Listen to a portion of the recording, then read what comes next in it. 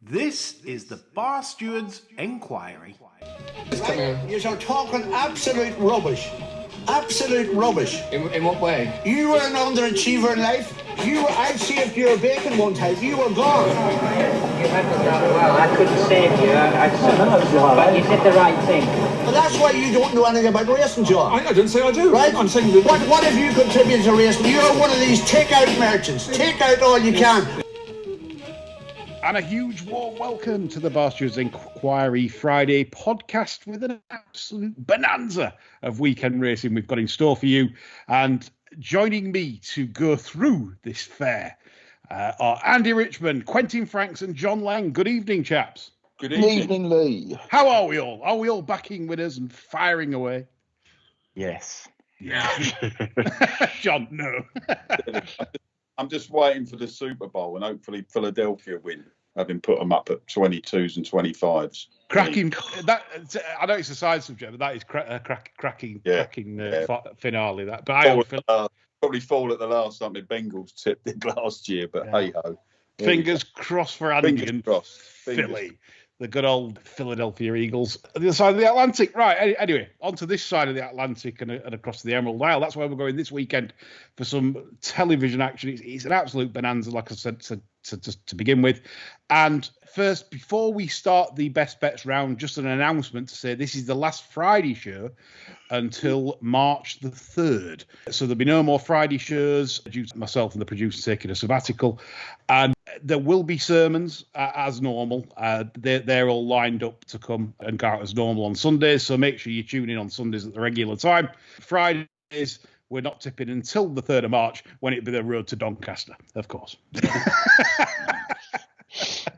We all love the Green Bays when it comes out at the end of March. Right, best bets round then, chaps. Let's get on with it because it's a very, very busy show. Andy Richmond, coming to you for your one-pointer.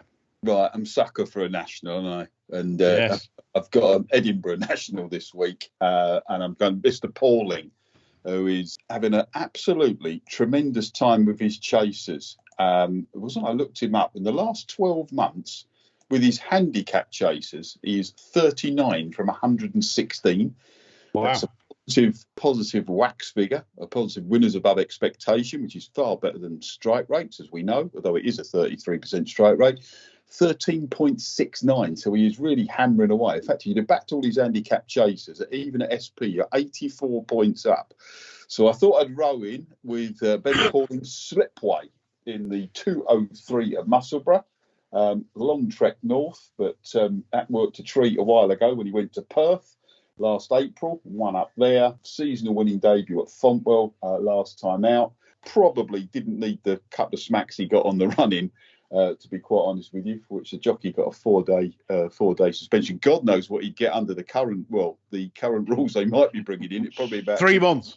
Probably 3 months, probably banned for life. But he probably didn't need that. But he won fair. I thought he won with a bit in hand, actually. Probably just need a little bit of encouragement. He could have run. I had him entered in the classic chase at Warwick. But I think they've kept him back for today. As I say, he's got a very, very good strike rate in handicap chases, has Mr. Pauling. And I will go with Slipway against a load of old slow boats up at Musselburgh. Captain Catter. They've got the last two winners running here, Captain Catterstock and Mighty Thunder. But I think Slipway, younger horse, Ben Pauling in form. I will have a point on Slipway. 9-2 general available, 1 point win there for Andy. We'll come on to that race later in more depth as it's one of the TV races. Thanks for that, Andy. John Lang. Good evening. Good evening, sir. 1 point bet. Beautiful Sunrise, 7:30 Kempton. All right. This one showed more than a hint of promise, I thought, at 2 years. Most notably when second to Wallbank at York in May. Now, there was clearly something amiss next time at Shakewood. The last 2 furlongs, the horse did a fairly passable impression of the rotting corpse of Dale Winton in the been off since, gelded for 3-year-old debut. I think it's quite interesting they're not waiting on the turf season. They might think this race, followed by the final, is a good starting point for a horse that I think's open to plenty of improvement this year. I think 77 is a very fair starting point. 1 point win.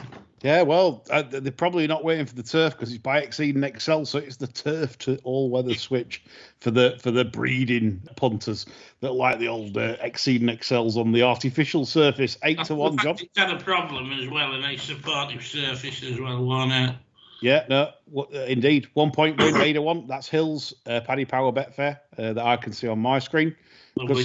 Good stuff, John. Okay, I'll continue the bets with a 1 point win bet in the 120 at Leopardstown tomorrow. I think probably if you're a regular listener of the show, you'll probably know what it's going to be. It's the Nigel Twiston Davies train. We've all been caught at 9-2. Love this horse physically. I think he's he is a future sort of staying chaser. The step up in triple suit, the form's rock solid with the one that he beat at Cheltenham last time, franking the form, winning the graded hurdle there at Cheltenham last Saturday. And I just think this race isn't as strong as it looks. I'm struggling to see why there's so much confidence in Goodland. I think he's a good horse, but I don't think there's anything amazing there. I don't think this is the deepest of races, to be honest. So I'd be expecting a very big run from this. So 1 point win. We've all been caught. And we certainly have, haven't we? 9-2 with Labrals, Coral, and Boyle Sports. That's my bet. Quentin Franks complete the round. My 1 point bet league comes in a 14.26 at Lingfield. Horse in question is Diligent Harry. Started the career on the all-weather, arguably should be 5 from 5 on the all-weather, to be honest. Started out with win at Wolverhampton, win at Kempton, decent times. Went to Lingfield with handicap marker 90, ended up 3 deep throughout, covered extra ground. Was the moral winner on the day. Split Popmaster that day, who was running off 84, and Rohan that was running off of 91. So he's well accomplished on the surface. Came out and won since that. Chip chasing, it would have been June 21. Probably the moral winner on the day that day. Did too much too soon in front. Stiff track, didn't play to his strengths.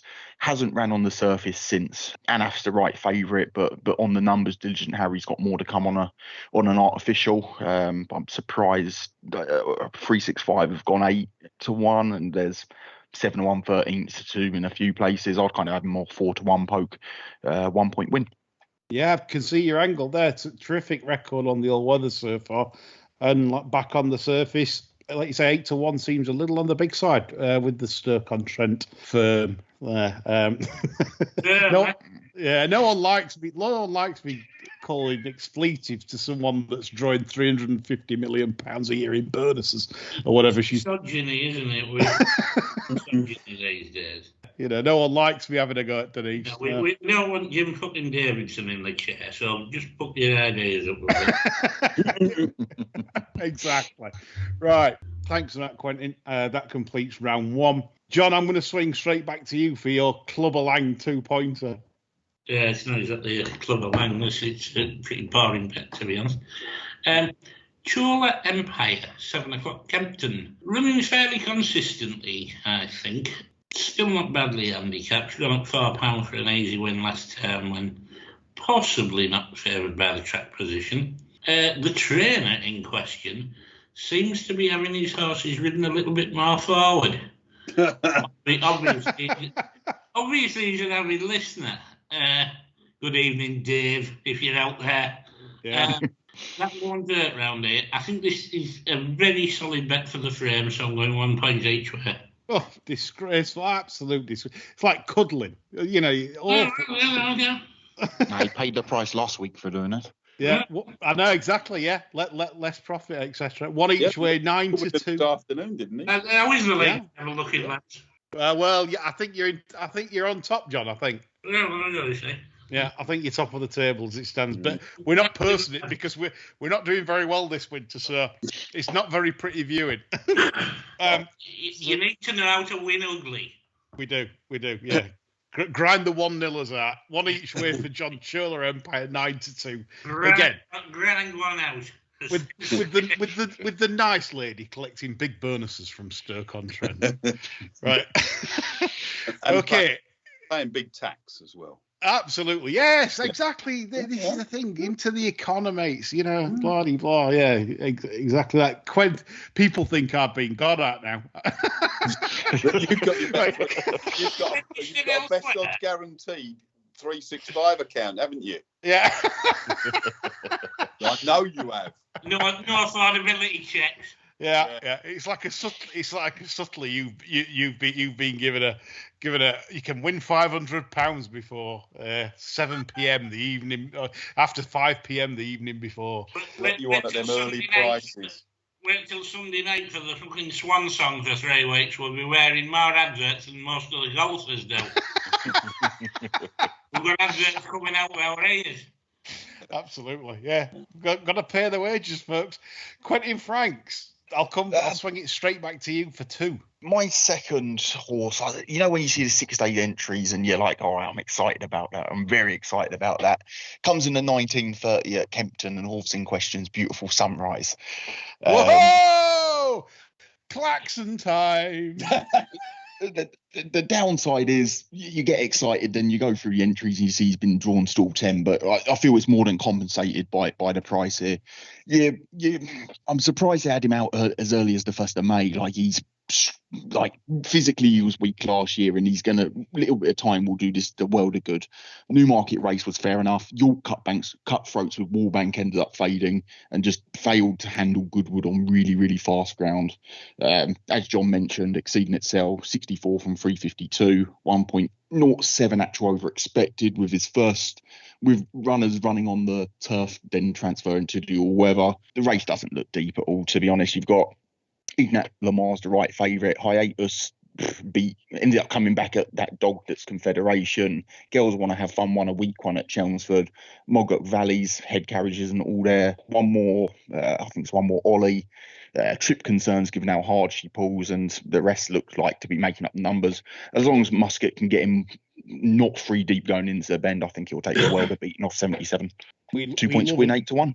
Absolutely. We love an all-weather Klaxon. And just another thing, Quentin, for your statics. Exceed and Excel's best track, I believe. I haven't got the figures in front of me, but it's massive at Kempton.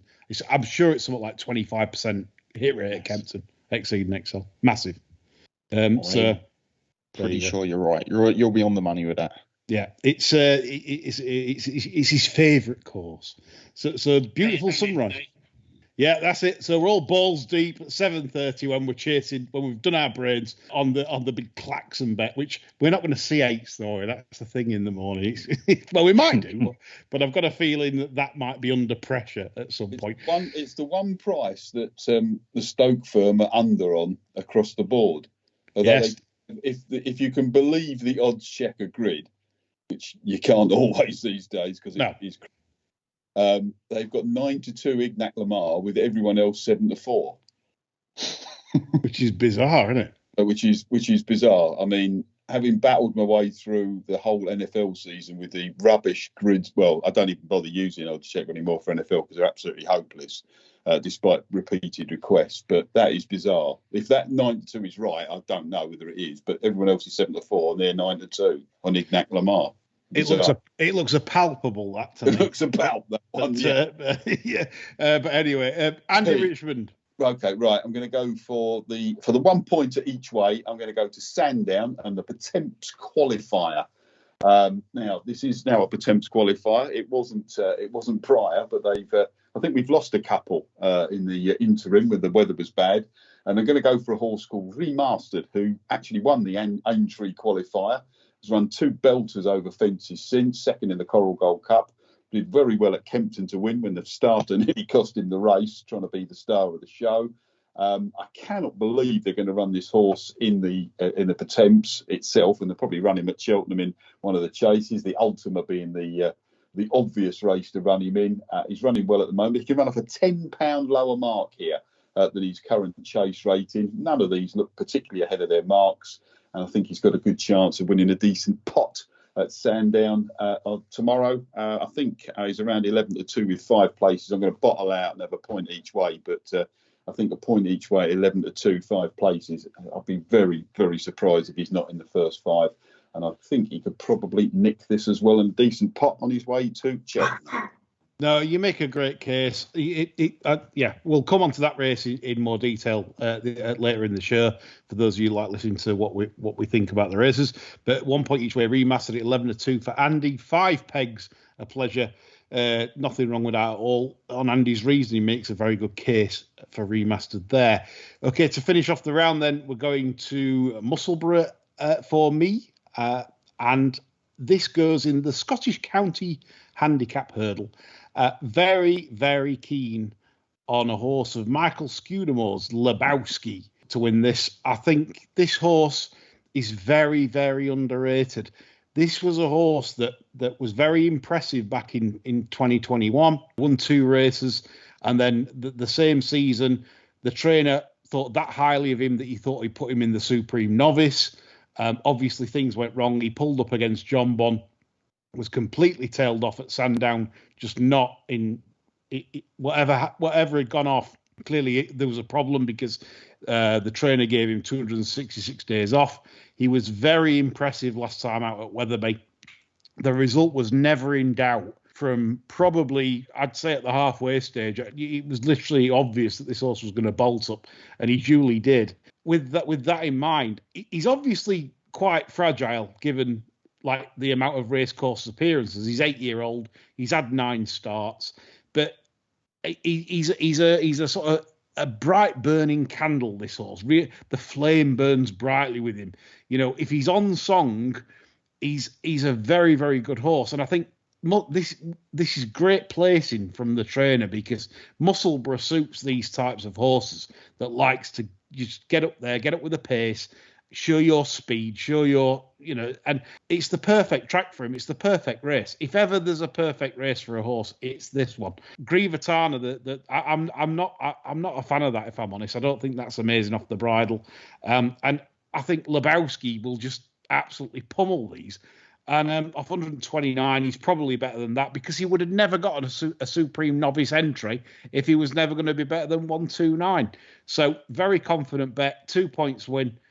4-1 generally available to finish this round off. Okay, whilst I'm speaking, I can bore you all and swing it back round. I'll kick us off with a max bet.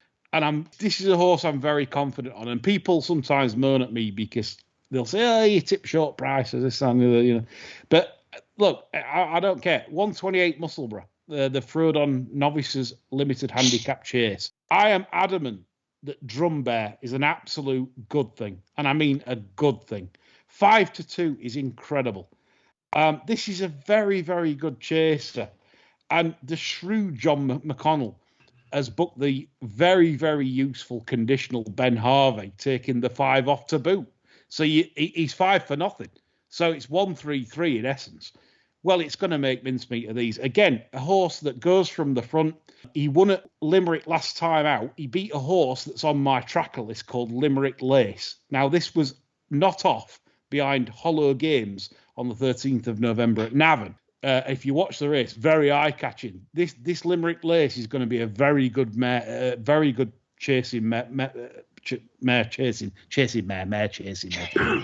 I don't know. Yeah, whatever. I can't get my words out because I'm that excited. And Limerick Lace subsequently beat Irish Blaze by 8 lengths impressively at Down Royal. Well, if you watch Drum Bear, he beats her off like she just doesn't exist at Limerick. It was like he beat his chest out and said, "You aren't coming past me," and bounded clear despite the McManus runner looking the likely winner of the 2 at the time. So Drum Bear for me. I know Laura Morgan's horse with the bent Alan Rogers, that one. But I mean, look at that now, 134 for that. He can't steam into that, can he? Because I mean, he's 134 for Christ's sake. It's not 95 like he's usually punting them off. So Drum Bear, this should be, I think, a very solid market leader, round about the 6-4, 11-8 mark. It's the right running style. It'll go handy or from the front, whatever. And it's a big horse. Nothing not to like. If it jumps round and jumps well, it wins. Simple as. 128 Musselburgh, 3 points. Get on 5-2. We love that. Right. Quentin Franks. My 3-point bet is shorter than yours, Lee, but I feel it should be odds on against this bunch. Get the pain over with early doors, 12-10 Lingfield, 3 points win Harry Brown. Surprised they've gone 13-8 on this. Don't particularly like the horses of physical. Jack Veach put him up last time out and beat my selection in Tingin that day, but did very well to win from the 3 furlong to the 2 furlong pole, 10.68, 2 furlong to 1:10.85. Really, really quick back end sectionals. You kind of look at this race. Matching Socks has a aversion to stalls, plays up pre-race as well. They stuck the hood back on that, but they went hell for leather at Chelmsford. He wasn't making any inroads late doors. King's Gem, probably one of the worst hangs this winter, hanging across pretty much all the way across the track at Southall. They've got Ryan Moore on that, but a complete cunt. It's a complete cunt. Pretty much. You put it nicer than I would. And then you got O'Brien, who's surely out of his pay grade here today. Bunch finished today at Lingfield, I think it was. Snuggles semi-interesting, but they seem to have handicapped that on the, I can't remember what run it was, the Haydock run or the debut run. The Foss one of the runs they've handicapped that on, and it was Haydock. It was a Haydock run, and first off the plane, like I'm not too sure. I thought Harry Brown would kind of be putting 4 to 5, 8 to 11, and 13 to 8, a fair chunk percentage wise over. So 3 points win. I completely agree. 13 to 8 with Bet365 and William Hill. The only danger is in the saddle. That's the only danger to Harry Brown winning tomorrow. She is utterly dreadful, as we know. But she did do it last time, but that'd be the only worry, that she absolutely just, I don't know. She's just got the Turner. That's the only problem. But like Quentin says, this should not be 13 to 8. This should be much, much shorter. Well, Turner's been factored into the price, hasn't she? I think Turner's been more than factored into it, I'd say. Yeah, I would. I would think this is absolutely solid at the price. I do. I'm like Quentin. I'm looking at this price and thinking. Remember that when you're screaming into the straight behind a wall of 3. Yeah. This will start. In fact, anyone that's listening, because we don't have to time at least on this shirt, right? This starts odds on. This will start odds on tomorrow. That's a fact. That is an absolute cast iron, 100% fact. You've heard it here first on Bar Stewards. Andy Richmond, your max. Going to stay at Sandown. Big handicap chase. Do like a handicap chase. Staying with my friend. I'm hoping he's going to be my best friend tomorrow, Mr. Pauling. Nice new stable. Seems to be working well. Going to stick with his chasers for one of the picks in this race, because I'm going to split it a little bit.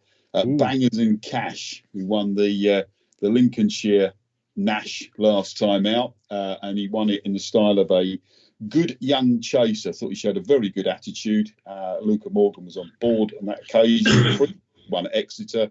Form of those 2 races looked pretty strong, although he's stepping up in grade today. I still think he's off a decent weight, so certainly want to keep him on side. And I'm pretty sure John mentioned this horse before when he was a non-runner, Empire Steel.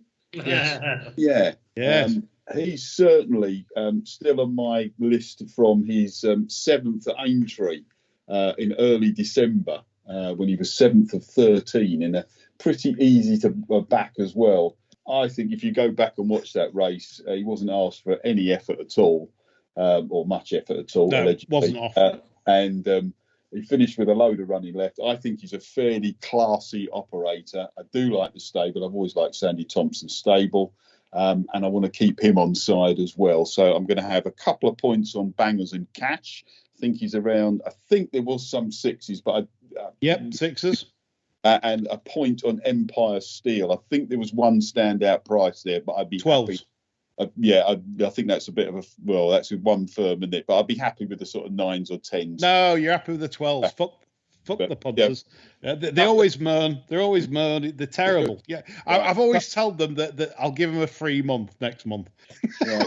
2 points, Bangers and Cash. Point on Empire Steel in that big handicap chase at Sandown. 6s and 12s with the Stoke-on-Trent form for Andy. And we'll come on to that in the preview also. Interesting section.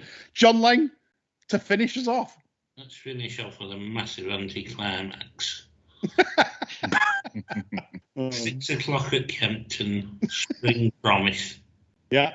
I was probably lucky this one didn't make my selection last time. Yes. It was lucky at first run. The filly was immensely immature during the race. came home over the top of them. Breeding suggests that wasn't a fluke either, the way she came home. Closely related to some proper speed and class. The market rival is out of Rainbow Quest mare. Shouldn't have anything like the speed to deal with this one, especially with a run under her belt. I think this should be 4-7, 3 points with. I don't think you're far wrong, to be honest, because I talked to the Godolphin mole. They said that she worked better than the winner. Yeah. But it was a case of, it was experience. Yes. Yeah. That was more or less it. So even money. I mean, obviously Queen Regent, the debutant at Goslin's, who knows? But I think she's going to run big. Probably tomorrow night. So even money, I think is quite fair. So yeah, you're right. 3 points, evens, and then go to bed, John. No, wait for the 7:30 tomorrow. Wait for the 7th. Oh yeah, of course, yeah. Late night tomorrow. Yeah. 6 o'clock, 7:30. Yeah. I'll probably have my Chinese before the racing actually, and then I won't be farting in bed all night. Quality. Right, that finishes off for the best bets round. Hope you enjoyed it, and hopefully we'll provide you plenty of winners. Next part of the show is the TV races, and we're not forgetting the Irish Racing Festival, the Dublin Racing Festival, with pointers for those cards over the weekend. Without further ado, straight onto the television racing action, and the first one is the 110 at Sandown. It's a Novices handicap hurdle. Twin Jets is currently a well-backed 13-8 favourite. That's under pressure, though, as we record. I'll start us off. I thought Hot Rod Lincoln was interesting on the Knowsley Road run at Chepstow because I felt that was a better run than 110. It's bombed out twice since, but I'm not sure how bothered they've actually been the last twice, to be honest. And the Tongue Tiger, the Harry Fry Tongue Pie goes on for the first time, and I thought that was interesting at 13-2. Who's gonna challenge that? I'll challenge it. I think the favourite's probably better than 1-1, to be honest, and I'm not surprised the price is under pressure. Yeah. I think there's some fairly disappointing types there. I think it's a pretty boring race, to be honest. And as I say, I think Blogger will be having a fucking bash here, I think. Andy, Quentin, thoughts? I was happy to go on, Andy, after you. Gosh, I was a race I wanted to stay out, but I could see a case for Hot Rod Lincoln. I always have a look at Gary Moore's horses round Sandown because he's got a good record here. Heaven Smart would be interesting. Not a race I was particularly interested in, but like John, I think the favourite could be a little bit better than a 1-2-1 horse. Quentin? Calvin put Hot Rod Lincoln up at, I think, 11s on Monday morning or Thursday morning, whatever, early prices. Twin Jets was the interesting one for me. You look at the form of the Leicester run, beat Gardner, that's come out on one since. Cuthbert Dibble came out and won in a really good time, I think yesterday or Thursday was Leicester, I think. He looks rock solid at 5-4, to be honest. Got the beating of the second in already at Plumpton and had a lot more in the tank. He's a fair bit better than 1-2-1. You can't really make a case for Twin Power turning the form around, can you, really, Twin Jets? No, not at all. No. Right, we move on to the 145 race. It's the Virgin Bet Dolos handicap.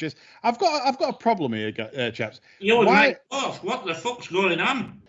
Why has Dolos got a race named after him when traditionally it's like for horses that have a ridiculous course record, which he's got a good course record, but you go to many other tracks. Every league, yeah. He's like, I don't get this. Andy, what's your thoughts on the Dolos race? Well, I thought they only named out races after horses they'd be tough. They'd be tired. Yeah. I mean, he has got a good record in the race. He's been second, first, didn't he? Yeah. So that's fine. But it's always in a couple of races he runs well in here. They seem to aim him at those races. They suit him. That's fine. Personally, I thought Red Rookie was probably the more interesting horse in the race. Yes. His run style is a little bit, I wouldn't say questionable, but it always worries me hold-up horses a little bit around Sandown unless the pace collapses. But I think he's got a decent chance. I mean, the comeback run at Chepstow was 2 miles 3, extended 2 miles 3 on soft ground. That's not what he needs. 2 miles is what he needs. All his 3 completed starts on right-handed tracks, he's won. A little bit worried about the start of that, but he's not got an awful lot to beat in here. I thought he was better value than Dolos.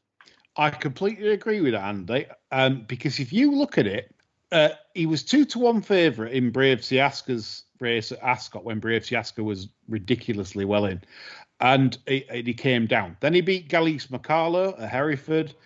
They then went to the Arkle, which I wouldn't have done. I was fuming that they didn't go for some kind of grand annual or whatever, right? And he was still there when he came down. He wasn't going to win or anything like that, but he was still there, as in he was going to probably finish 5th or 6th or something like that in an Arkle. So I looked at that and thought, wow, this horse has got a lot of scope off 138. So I agree with you on that. Only thing that puts me off really is the trainer. I'm not a fan of the trainer. I've got to be honest. I don't think she places well. I genuinely don't. People might slag me off for this, but it's not a trainer that I actively look to think, oh yes, I'm going to bet an Emma Lavelle runner. It just is that, which is sad. But you're right though. 9-2 is very attractive, I think, in terms of what this horse could possibly do. Now, see a blue on odds checker, so yeah, it'd be Barry Fenton, Betfair Barry, clicking the blue at home instead of the pink. Anyway, Quentin, John. I thought Dolos is kind of approaching a bettable price at 3-1. To be honest, I didn't like Red Rookie. He can be sketchy and air a fair few fences. I don't like the way he jumps, to be honest. Third time lucky in the race. Fastbuck won a good time at Lingfield, but it was Lingfield heavy ground. Yeah, I'm not sure if I really trust that. I know the yard's in better nick now. Dolos obviously goes well here. Did well to win last year. Won, when it beat Ferro Bamboo.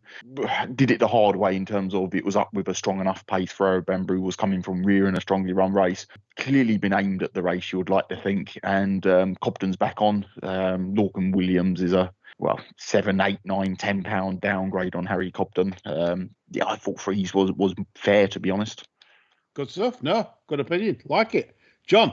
I think Megan will have to go with double gusset tomorrow in case Dolos wins that, because it'll be a massive star. Do you think Megan's a nap to be on ITV tomorrow, John? I think so, yeah. Yeah. It's a Dolos race, isn't it? I want inside track. It is. 220 Sandown is the Scilly Isles Novice Chase, the Grade 1 affair. Jerry Colomb heads the field at 5-4. I'm personally against him at the price. I'm not saying he can't win or anything like that. I'm just against him at the price because I just think Sandown is a bit of an entity. I'm not so certain that it would suit Jerry Colomb. He's always looked. Gordon Elliott's been quoted. He looks like a national chase type. He's now on the clock, is he? So I mean, no. Sandown and bloody railway fences rattling up. And it's not soft heavy. It's good to soft. Mm-hmm. So this is another thing. 5-4. We need all the boxes ticked. We need, like Quentin Franks' tip at Lingfield. We need tick boxes. Like that's what you need when you're taking short prices. And so I'm going to field against him with Thunder Rock at around the 9-2 mark, because for me, this was very impressive when it beat Solo, just as impressive as when Balco Coastal beat Solo. But Balco Coastal was getting £7 from Solo. They were off level weights with Thunder Rock and Solo. So, and he ran a blinder against the real whacker because AP Eskin, I think he took a $5,000 out of the exchange. He had the horse like miles off the pace, never interested, a very soft ride up the running, stayed on nice, would have beaten Montmoral over another sort of, 5 yards, and Montmoral won't beat that tomorrow. So Thunder Rock, for me, I think is the value alternative in the race, chaps, at 9-2. I was just happy to row in with a lay of the favourite, to be honest, and look to get it back. I think he'll trade plus 2-1 plus in run at some stage. As you said, the ground's it's not soft heavy. Then railway fences come up quickly. He feels like the type to come under pressure. early enough in running to get out. So I'll be laying to back him. Yeah, it's so weird opposing a 6 from 6 horse. He's unbeaten, completely unbeaten is Jerry Colomb. And yet we're talking about this. He's rubbish. Andy Richmond. Yeah, but that's what people. Quentin makes an interesting point here that people don't. I mean, I've had this. There's been a long debate on Twitter about tissues, etc., and very good one as well. And everyone's got their own way of doing it. And to me, when I do mine, I always factor in run style and what price is going to be in running. And I think Quentin makes a valid point there. I don't think anybody's saying he can't win this. And you'll get a lot of people backing it at the price, but I do think if he does win it, then he will have traded higher. So he's a very valid later back horse on that. And I would certainly, if I was making a tissue with the prices in running prices, well, the in running style or trait factored in, then I would make him a bigger price. Therefore, related it back to a bookmaker's tissue, a traditional form tissue, you've got a scope for a trade within that. I think there's certainly some horses here. Thunder Rock, you make a very valid point, Lee. Didn't think he was really off a yard when Montmoral just beat him in the dipper behind the real wacko. I think he's a really underrated horse, actually. Montmoral, I think, is better on flat tracks. Balco Coastal's quite interesting. He's been very highly rated in the past. So, as you say, if you're ticking boxes, then Jerry Colomb is a little bit short. And I'm pretty sure that Gordon sent him over here thinking the ground would be a little bit, Sandown soft / heavy. And it ain't going to be that. So that'll be quite a test down the back. He clumps one of those, knocks him out of rhythm. I think he's going to trade higher. I certainly wouldn't put anyone off a later back if you are looking at that. If that is your modus operandi for betting. Yeah, good stuff, Andy. Yeah, good points there from both Quentin and Andy. John? I just place lane, fatty. Let the dog. That's out. Let the dog in, or is the dog out, John? Dog out, because I'll be having a decent place lane this, because I think this is right for a bomb out. Yeah. No. I like the thinking. 255 Sandown. It's the Virgin Bet Heroes Handicap Hurdle. It's over 2 miles, 7.5 furlongs. Andy Richmond has already stated his case here. So he's lights firmly out at the moment. No likey, no lighty. Remastered is the 11-2 favourite. That's Andy's selection and a very good case. I sort of agree with Andy on the points he's made. I think this horse still has more to come over hurdles off this mark and it is the right favourite. Of the others, we could possibly say like the likes of Flight Deck still, he saves a bit for himself. Call Me Lord, an amazing record at Sandown. It's a ridiculous record. He's raced 10 times at Sandown and only been out the 3 once. For anyone, name a race after him. Yeah, they should be the Call Me Lord. Absolutely, Quentin Franks, spot on. Big Sandy sends one down in Storm Nelson.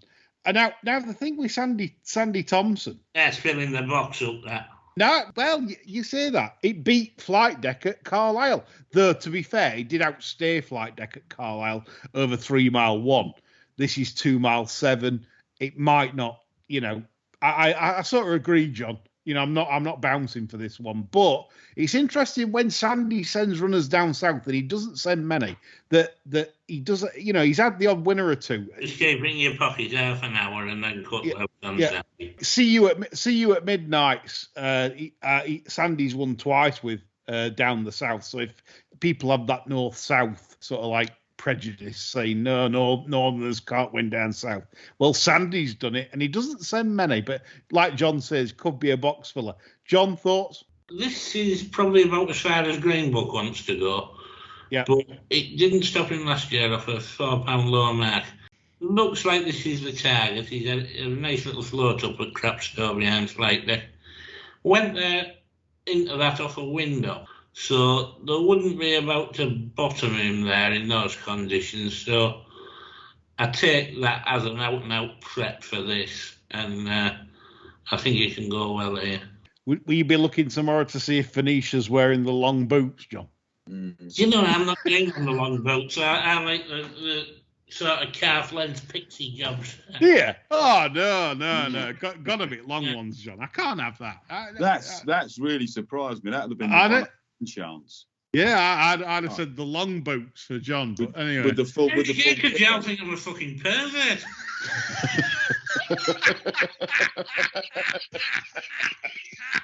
Oh, we're losing it. The thought never crossed my mind. No. Quentin Franks. Absolutely nothing on the race. I thought it was horrible, and on a really busy Saturday is one I sat out. Not even a preference on trainers' footwear, Quentin. It's got to be the long boots, John. Yeah, Quentin's long boots. I'm long boots. John's pixie boots. Andy's long boots. Yeah. So yeah, there we go. So Venetia, and she is trying, by the way. She even said in an interview, didn't she? She said, when somebody commented on her attire, said, "Oh, you're looking very nice, Venetia, with your." And she said, "Yes, well, I am single, Well, yeah, pixie boots, fishnets, and a Midlands Mini. Nice.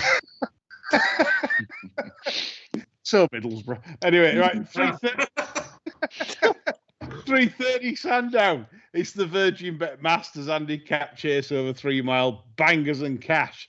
Again, Andy here with a double-handed with bangers and cash for Ben Paulin, the informed trainer, and Empire Steel. Again, this is the case. Empire Steel, I thought, I had a live chance. Do we think, though, chaps, that Empire Steel wants softer ground? Yes. Yeah. Hang on, what was that? It was like a yes and a no. Well, it was a yes and a no. That's why it was like a yes and a no. Okay. I think. Was it you with John? Were you the no? I was the no. Yeah. Go on then. I think he'd be all right on this. I don't say this being a problem. I think he jumps a bit better on better ground, to be honest. We've got Big Sandy venturing south. Wrestle coming down for just 2 rides. What's not to like? Yeah, to be honest, the price of compensate, a bit like Quentin's argument with the 8s at Lingfield, the price at 12s is quite attractive. Empire Steel, I'm kind of tempted by that. If that's around on the exchanges tomorrow, I think I'll be having a little look at that. QF, you said yes. Yeah, I think it needs softer ground, to be honest. It's got good ground form, but I feel for it to be at its best, it needs soft heavy. The one I was interested in at a price was Celeb d'Alon, the Philip Hobbs runner. Hobbs hadn't had a winner since Boxing Day. I think Time Hill was his last winner. A few had ran well, but they didn't seem to be running through the line. And the last couple of days, he's picked up 2 winners, one at Exeter, one at Wincanton. He comes from this really strong race the handicap chase at Cheltenham last year. It was obviously strong form. Warwick, ground softer than ideal, further back in a steadily run race. And I know they've stepped him up in trip. The pieces go on. I just think he looks a shade overpriced at 16s, with the yard potentially coming into a decent bit of nick. That's an interesting shout, Quentin, because Philip Hobbs has a very good record at Sandown, and he often targets horses, at these sort of meetings. Obviously, he's not going to beat Willie Mullins at Cheltenham, so this is the kind of race meetings he looks at.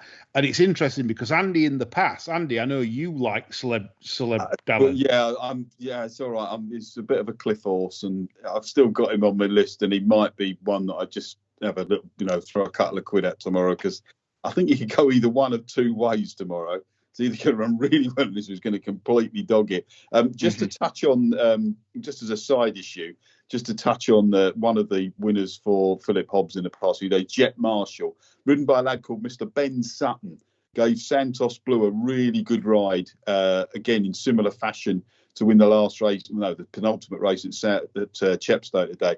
He's a lad you should keep an eye on. I think he could be hasn't had many rides, this kid.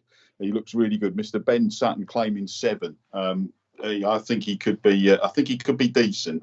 He's a jockey to watch. Good stuff. We like an early spot on the on the old jockey front, because obviously it soon gets overfished. Watch those 2 rides, and he was, he was very cool on them. Introduced them into the race nicely. Sat well, rode a decent finish. Didn't panic.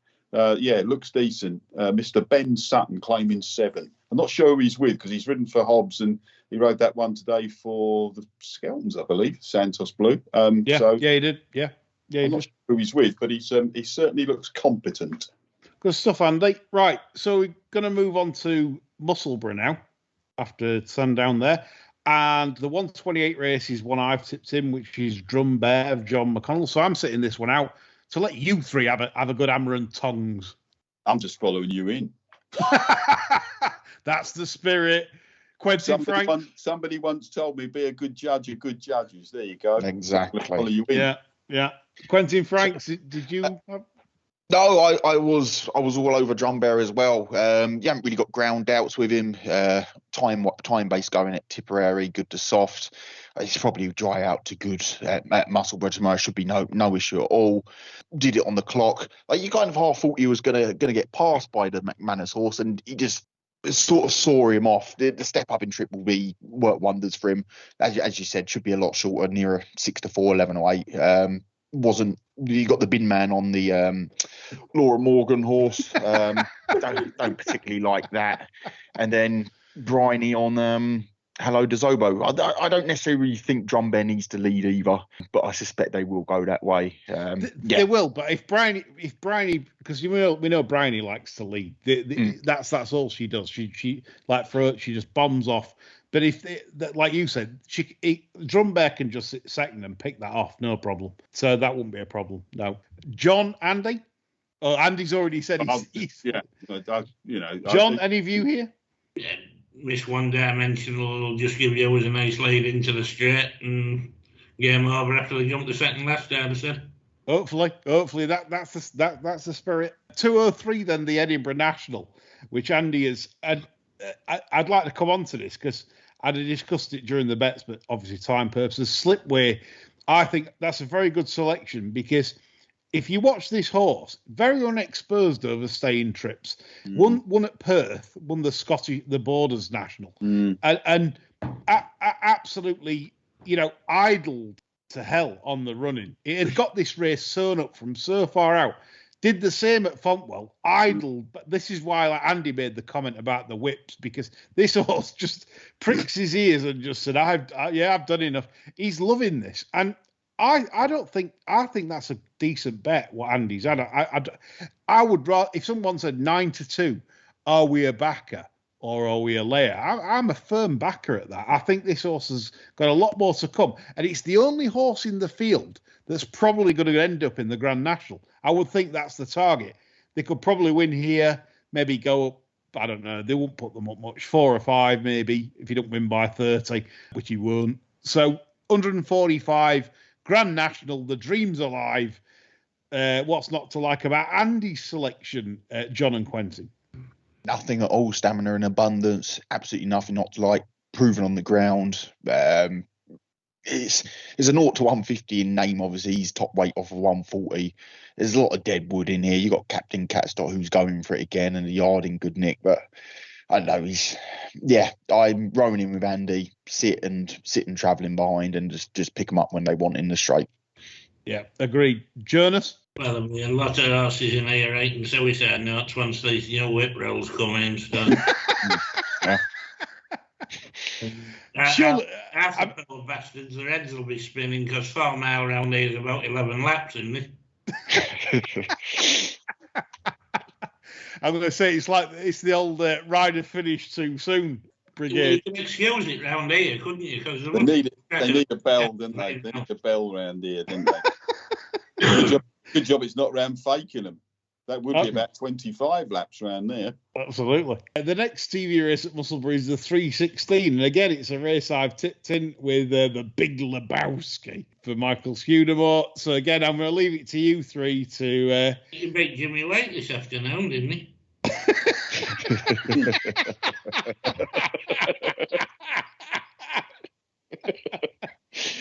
Oh, you're amazing, John.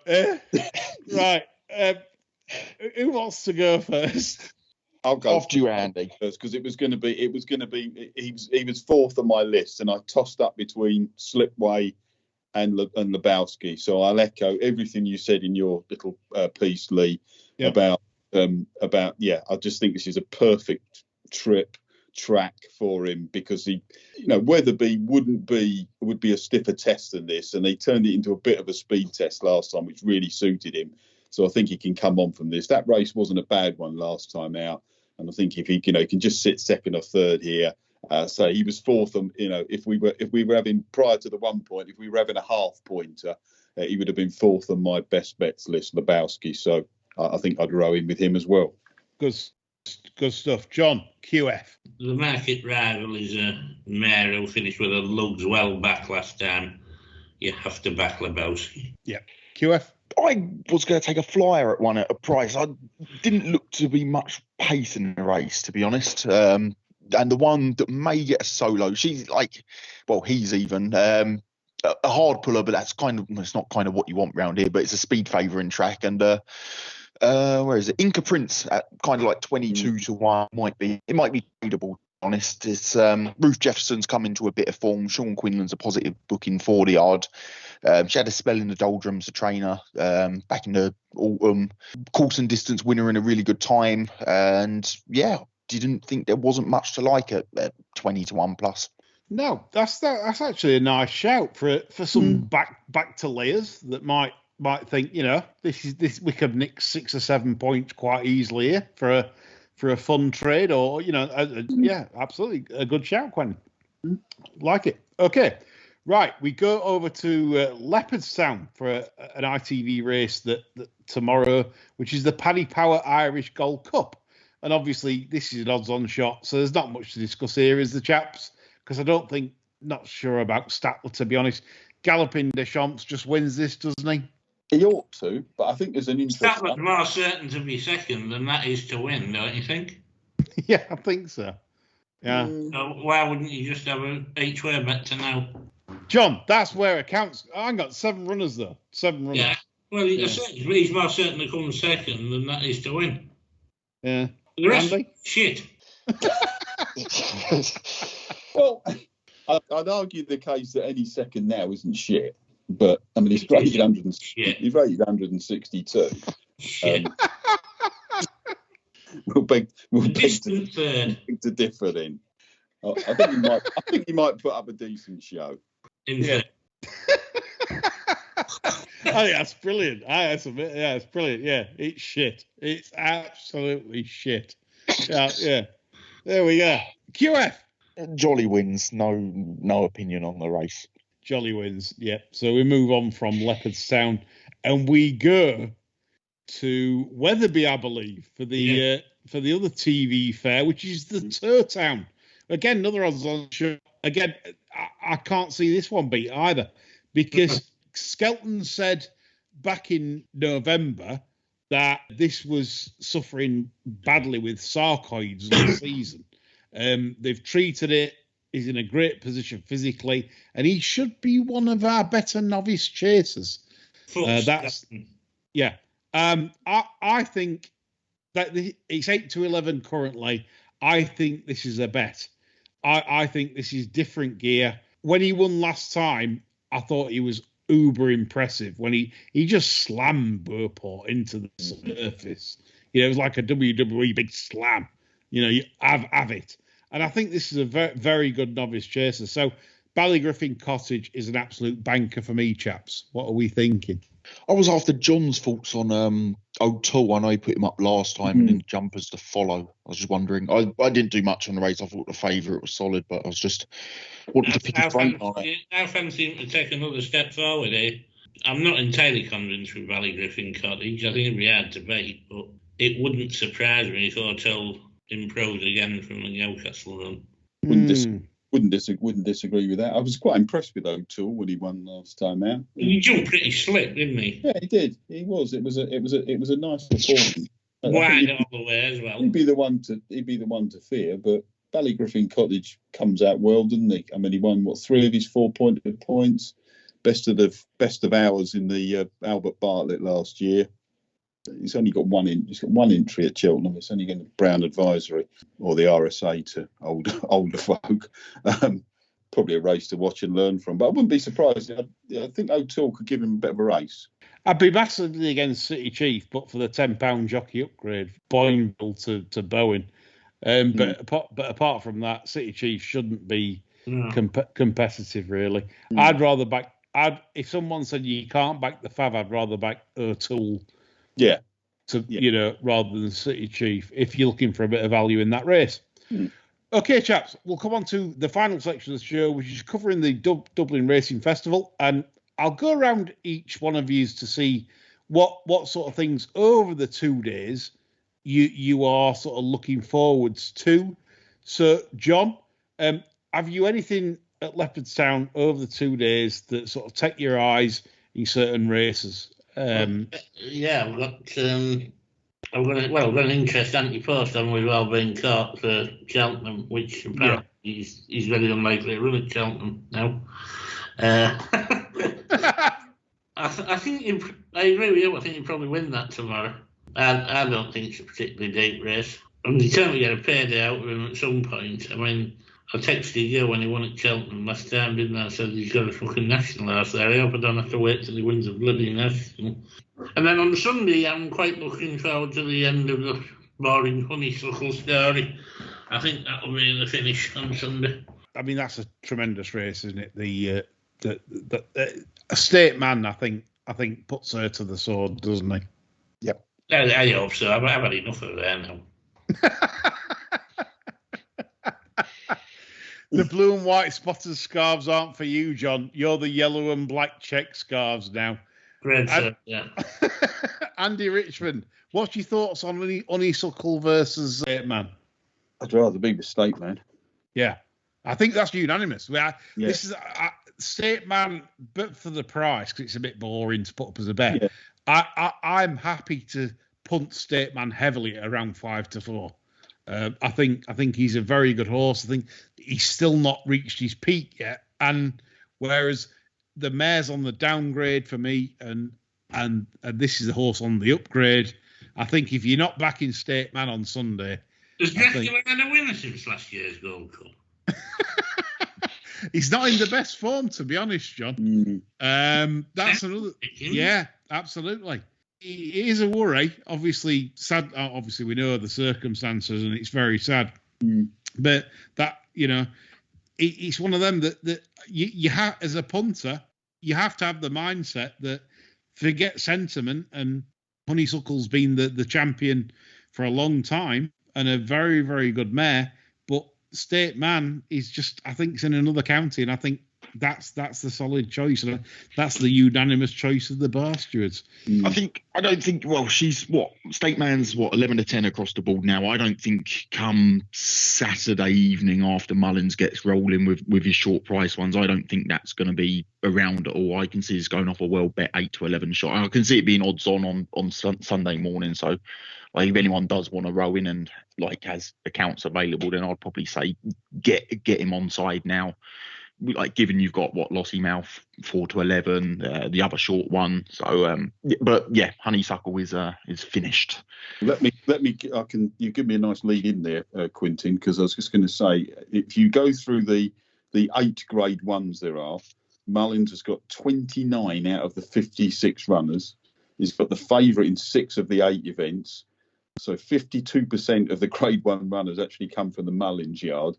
And in fact, if you take the big 4 at the meeting, which I would sort of say was Gordon Elliott, he's only got 9 runners in grade 1s. The Bromhead's got 4, and the Baby Joseph has got 2. They've actually got 44 of the 56 runners from those big 4 yards, which is 79%. In fact, other than only 3 other trainers, other than those 4, have had more than one winner at the Dublin Racing Festival. Charles Burns has had 4 from 9, but 3 of those with the same horse. Jesse Harrington and Paul Nolan. What Quentin says there has got great credence, because I'm sure there'll be a few people with those Ackers, because he's got a fair chance of winning the 120, where he hasn't got the favourite where Good Land is, but you'll be rooting for the Twiston Davis horse. And the only other race, grade 1 race, he hasn't got the favourite is the Novice Chase, the 140 on Sunday, where Elliott has the favourite with Mighty Potter. But I thought the disparity between the runners in the grade 1 chases between Mullins and Elliott was really telling. 29 versus 9. Yeah, wow. That's huge from what you think it was last year. If you go through the rest of the cards, the only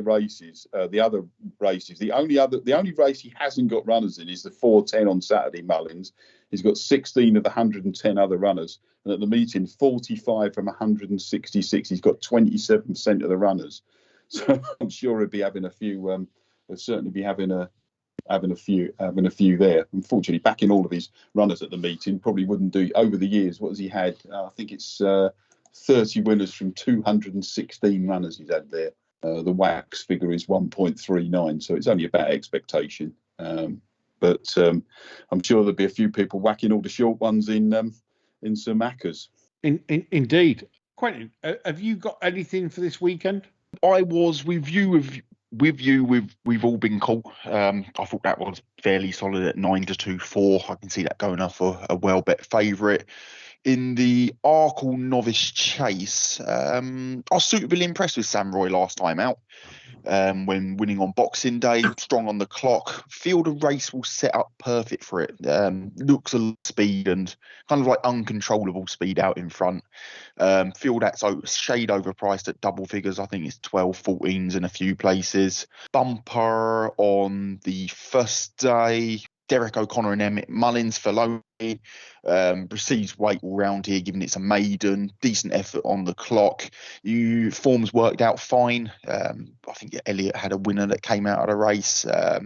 No time to wait yet. That's came out. Wasn't particularly bouncing about a few others in the race. Better days ahead. Name being one of them. Kind of thought 6-1 was a fair enough shout on that. And then just the thoughts about Honeysuckle. I think she's on the downgrade, and with mares, once they start downgrading, they seem to downgrade quickly. State Man's on the upgrade, only a 6-year-old. I can see it going off 8-11. I'm fairly strong on that. So they would be the four that stick out across the couple of days. Good stuff, mate. Andy Richmond, right? Unleash. I thought the interesting one for me is, what is Gordon doing with this Maxim? Because he's already got it qualified on a very good mark for the Pertemps, for which it's favourite, and he's running it again, giving the handicapper, both handicappers, certainly ours, is a higher mark here already. Another good look at it. I just wonder whether he thinks it's a bit better than it is, and we might get a late supplement for something like the Stayers in that 340. And Lucky Max is the other interesting one in that race. He ran fourth at Navan last time out to HMS Seahorse, travelled really well through the race, but I thought he just committed him a little bit too early. He's another one I want to watch out for. And the Irish Arkle is certainly, for me, probably the race of the meeting. Really, really good race, that, despite Mr. Mullins having quite a few runners in it. But at least he's running his good horses against each other, so give him some plaudits for that. And the 410, Wave of the Sea, looks hopelessly out of form, but has got a really good record at this meeting. And the Mayor's Handicap Hurdle, the first race on Sunday. 3 interesting ones on there. Liberty Dance, who I think is much better than a handicap mark, and 2 at bigger prices. Historic Reconce and Pop Over, both caught the eye last time out. They're in my notebook. And that's about it for the Dublin Racing Festival, apart from putting all my Mullins Ackers together. Good stuff. Little discussion there with you about, firstly, Maxim. I find it strange that this, I mean, I know a few very shrewd national hunt judges that have backed Maxim consistently over the winter for the Pertemps, and still doing so around it's gone now, but it was around the 4-1 mark, and we're still piling in. What's the point of running here? And if the Pertemps, I mean, it's a good prize in itself, but like you just said, if you win this and win it well, say you win it 4 and you go up 8, right? Your Pertemps mark then becomes less attractive, does it not? Yeah, I know this is a good prize, but I just wonder if is there bigger fish to fry with this? It's a good point. It's a very good point. I think it's really. I don't know if I were lining. I was amazed to see him running. I saw him in the end. Just thought, well, that's not going to run. Yeah. If I were lining one up for Pertemps, then you go there off 138 because you'll get enough 138. So it's very un-Irish, isn't it? Yeah. Very unshrewd. So we're all puzzled by. Everyone's perplexed by this. But Maxim on a postcard with that one. Absolutely. So I had some opinions on Sunday, and I know you mentioned the Mare Liberty Dance that you thought was possibly better than the mark.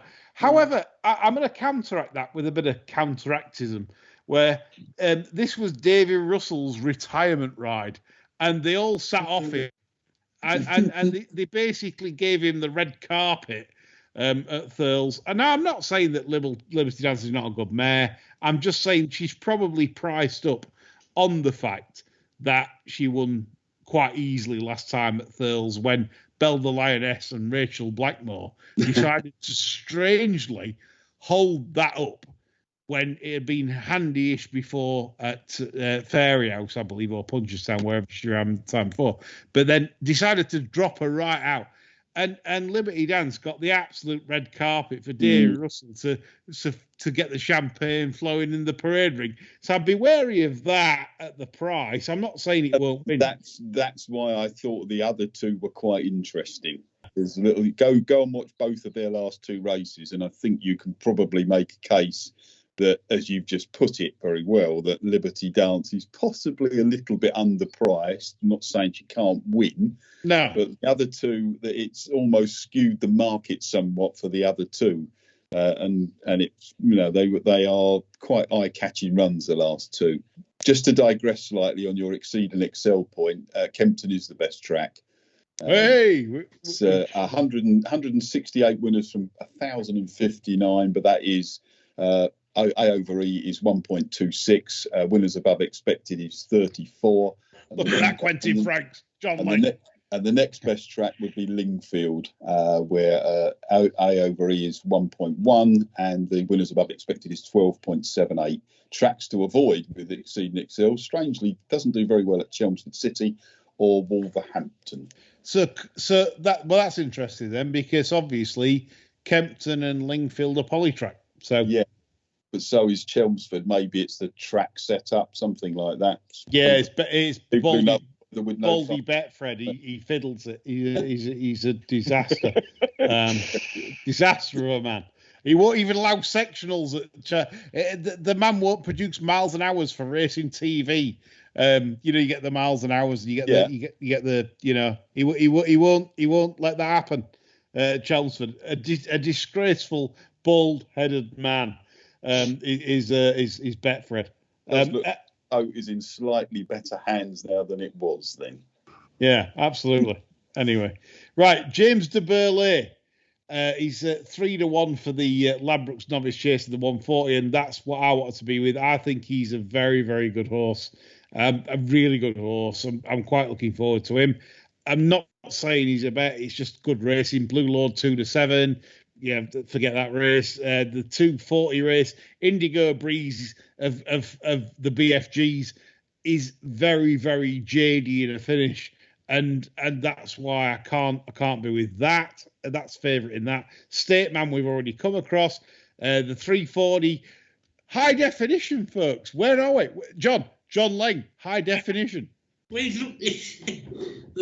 form's kind of stacked up, hasn't it? Yeah. Well, I mean, you'd say if he jumps all right, he ought to eat him, really, shouldn't he? Well, wait. This is a Group 3, Group 2 horse on the flat. When he second in the Coronation Cup. Yeah. Well, yeah. This is a Crebensis style of animal. Probably better than Crebensis, wouldn't he? Well, yeah, you'd think so. With JJ Slevin in the saddle, Facile Vega has had easy leads. I don't think Joseph O'Brien, the baby Joseph, won't be letting this have an easy lead. High definition to the front, I think, in this. You reckon so, wouldn't you? Yeah. 410 Leopardstown Gallic Warrior. I think this is a float up. The reason I say this is because the horse is entered in the it's entered in the Supreme, but I think the real target for Gallic Warrior is either the Coral Cup or the Ballymore, which is over further. And if you remember last year at the festival, Gallic Warrior got outspeeded by Alan Brazil in the closing stages. Yeah. Right, I'm doing that, does. Right, and that's black the mark, isn't it? Getting outspeeded by Alan Brazil. Yeah. So whilst this isn't the best race, and I admit there's a class angle here, right? 2 miles is not Gallic Warrior's trip, and I wonder how bothered these are, because 143 would be very attractive in the Coral Cup if this sort of finishes 3rd or 4th, close up. And they might think, but then if it wins with them not being half bothered, they might think Ballymore. That's how I think what they're thinking. So, and it could be, by the way, the end of the Leopardstown Festival will finish with blogger and a selfie stick saying, fun, guys. It's 13-8. What do we do? Is this a max bet? So, so the fun, very well backed in the bumper to finish the mare's bumper. I was told this a while ago by an unnamed source. I can't name the source, except he told it me before Sligo.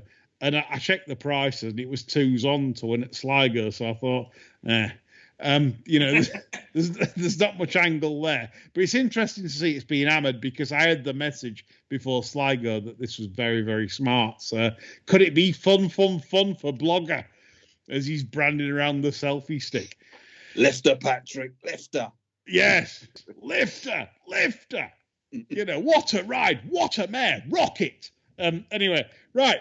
We hope you enjoyed the show. That sort of sums it up. It's been a long one, but myself, Quentin Franks, Andy Richmond, John Lang have done a sterling job, I believe, in trying to line your pockets with silver this weekend. We hope you have the best one. Don't forget to tune in on Sunday as normal for the sermon. That's all for us. Bye for now.